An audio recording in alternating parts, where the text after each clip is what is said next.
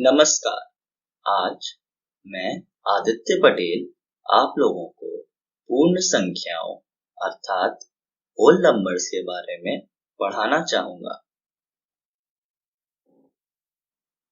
आज हम सीखेंगे कि पूर्ण संख्याएं क्या होती हैं, संख्या रेखा क्या होती है, पूर्ण संख्याओं के गुण और पूर्ण संख्याओं के प्रतिरूप। इस पाठ में हम पूर्ण संख्याओं के बारे में पढ़ेंगे। इसके पहले हम प्राकृतिक संख्याओं के बारे में पढ़ चुके हैं। आइए दोहरा लेते हैं कि प्राकृतिक संख्याएं क्या होती हैं। जो संख्या हमारे मुंह से प्राकृतिक रूप से आती हैं गिनते समय उन्हें प्राकृतिक संख्या कहते हैं। उदाहरण 1, 2, 3 इत्यादि।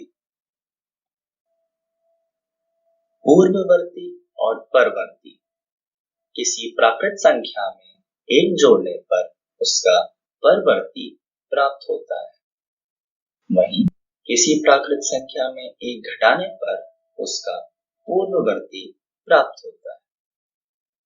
उदाहरण संख्या 3 में एक जोड़ने पर 4 मिलता है और 4 संख्या 3 का परवर्ती कहलाता है, वहीं 3 में एक घटाने पर 2 प्राप्त होता है और 2 संख्या 3 का पूर्ववर्ती कहलाता है। आइए जानते हैं कि पूर्ण संख्याएं क्या होती हैं। प्राकृतिक संख्या शून्य के साथ जो संग्रह बनाती हैं उन्हें पूर्ण संख्याएं कहते हैं। उदाहरण 0, 1, 2, 3 इत्यादि। संख्या रेखा। एक रेखा खींचिए, उसमें एक बिंदु बनाकर उसे 0 नाम दीजिए। उसकी दाईं ओर कुछ दूरी पर एक और बिंदु बनाइए और उसका नाम 1 दीजिए।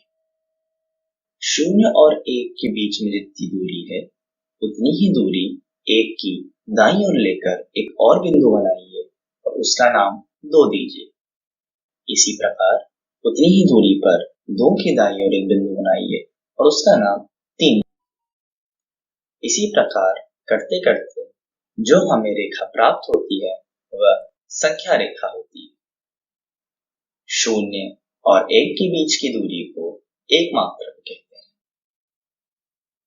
जो अंक इस संख्या रेखा में दाईं ओर आता है वह बड़ा होता है। उदाहरण 2 1 से बड़ा है और 2 1 की दाईं ओर आता है। तो मैं अगर अब आपसे पूछूं कि 100 और 90 में कौन संख्या रेखा में दाईं ओर आएगा, तो क्या आप बता सकते हैं?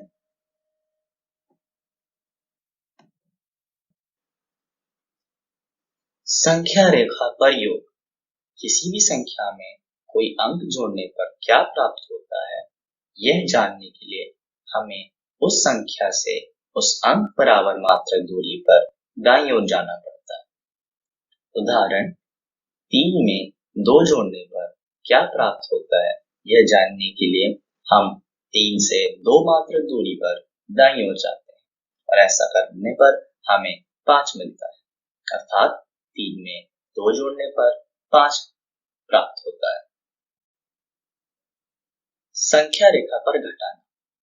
किसी भी संख्या में कोई अंक घटाने पर क्या प्राप्त होता है, यह जानने के लिए उस संख्या से उस अंक बराबर मात्रक दूरी पर बाईं ओर जाना पड़ता है।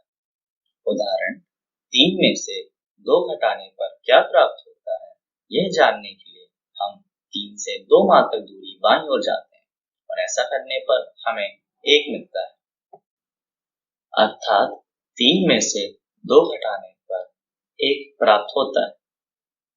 संख्या रेखा पर गुणा करना। हम संख्या रेखा की मदद से गुणा भी कर सकते हैं। उदाहरण 4 गुणा 3 की गणना करनी हो तो 0 से 4 बार 3 मात्रक दूरी दाईं ओर जाना पड़ेगा या फिर 3 बार 4 मात्रक दूरी दाईं ओर जाना पड़ेगा। ऐसा करने पर हमें जो संख्या प्राप्त होती है वही 4 गुणा 3 का परिणाम होती है। पूर्ण संख्याओं के गुण। दो पूर्ण संख्याओं का योग एवं गुणनफल करने पर एक पूर्ण संख्या ही प्राप्त होती है। पूर्ण संख्याओं के इस गुण को समृद्ध गुण कहते हैं। उदाहरण 2 और 3 पूर्ण संख्याएं हैं। इन्हें जोड़ने पर हमें 5 प्राप्त होता है, जो कि एक पूर्ण संख्या है। वहीं 2 और 3 का गुणा करने पर 6 प्राप्त होता है, जो कि एक पूर्ण संख्या है।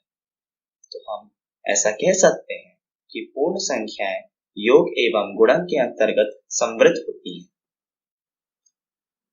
आइए कुछ बातों पर विचार करते हैं। 5 में से 4 घटाने पर 1 प्राप्त होता है, जो कि एक पूर्ण संख्या है। 7 में से 3 घटाने पर 4 प्राप्त होता है, जो कि एक पूर्ण संख्या है।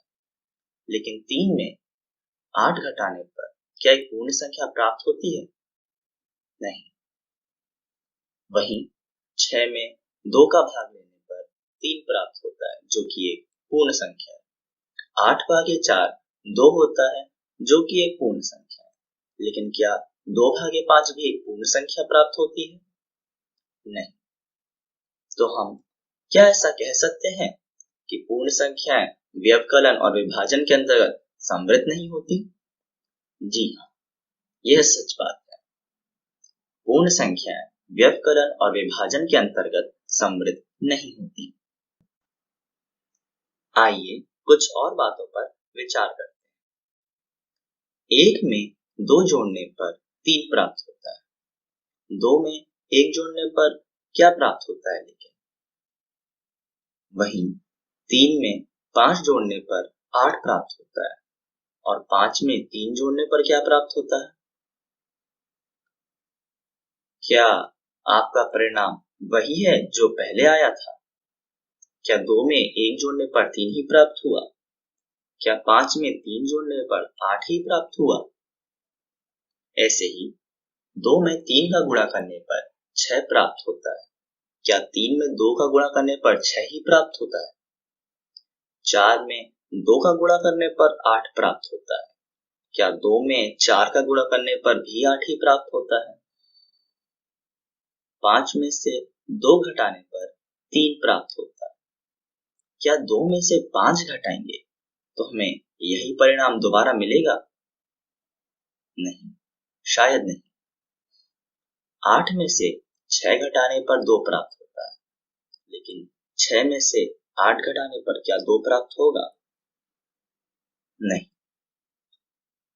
6 भागे 2 3 देता है, लेकिन क्या 2 भागे 6 3 देगा? नहीं। आइए जानते हैं कि हमें विचार करने पर क्या पता चला। हमने यह सीखा कि कोई भी 2 पूर्ण संख्याओं को किसी भी क्रम में योग या गुणा करने पर परिणाम पर फर्क नहीं पड़ता। लेकिन यही वाक्य व्यवकलन और विभाजन के लिए नहीं कहा जा सकता। पूर्ण संख्याओं के इस गुण को क्रम विनिमयता कहते हैं। अर्थात हम यह कह सकते हैं कि पूर्ण संख्याएं योग और गुणनफल के अंतर्गत क्रम विनिमय है। विचार कीजिए, किन्हीं 3 संख्याओं को जोड़ने पर हम कौन सी 2 संख्याओं को पहले जोड़ते हैं? क्या इससे परिणाम पर फर्क पड़ता है? वैसे ही क्या 3 संख्याओं का गुणा करते समय हम कौन सी 2 संख्याओं का गुणा पहले लेते हैं? क्या इससे परिणाम पे फर्क पड़ता है? जी नहीं। योग और गुणा दोनों समय हमें परिणाम पे फर्क नहीं पड़ता। पूर्ण संख्याओं के इस गुण को साहचर्यता कहते हैं कि किन्हीं भी 3 पूर्ण संख्याओं 3 या 3 से ज्यादा पूर्ण संख्याओं को जोड़ते समय हम कौन सी 2 संख्याओं को पहले जोड़ रहे हैं, इससे परिणाम पर फर्क नहीं पड़ता। वैसे ही 3 या 3 से ज्यादा पूर्ण संख्याओं का गुणा लेते समय हम कौन सी 2 संख्याओं का गुणा पहले लेते हैं, इससे परिणाम पर फर्क नहीं पड़ता। तो हमने यह सीखा कि पूर्ण संख्याएं योग एवं गुण के अंतर्गत साहचर्य होती है। निम्नलिखित का ज्ञात कीजिए।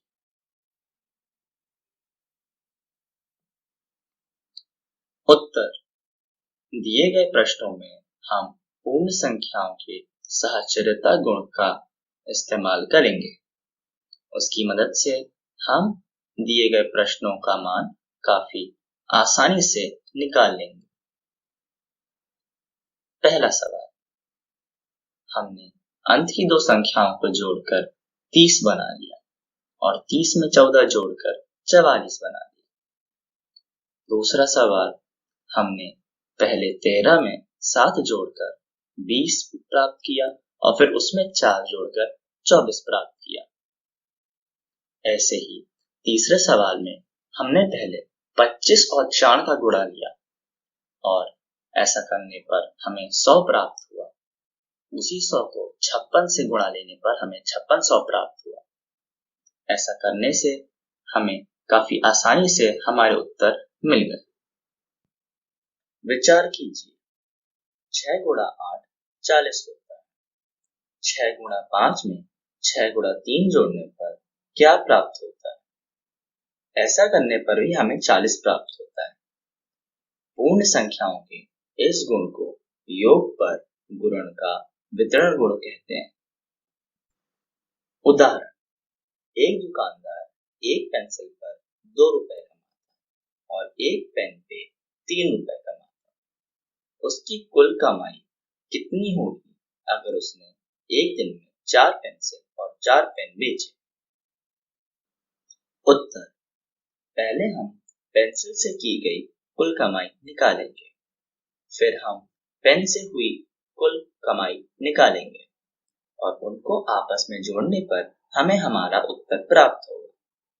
पेंसिल से की गई कमाई 4 गुणा 2, पेन से की गई कमाई 4 गुणा 3, तो एक दिन की कुल कमाई हुई 4 गुणा 3 प्लस 4 गुणा 2 बराबर 4 गुणा 3 प्लस 2 बराबर 4 गुणा 5 बराबर 20।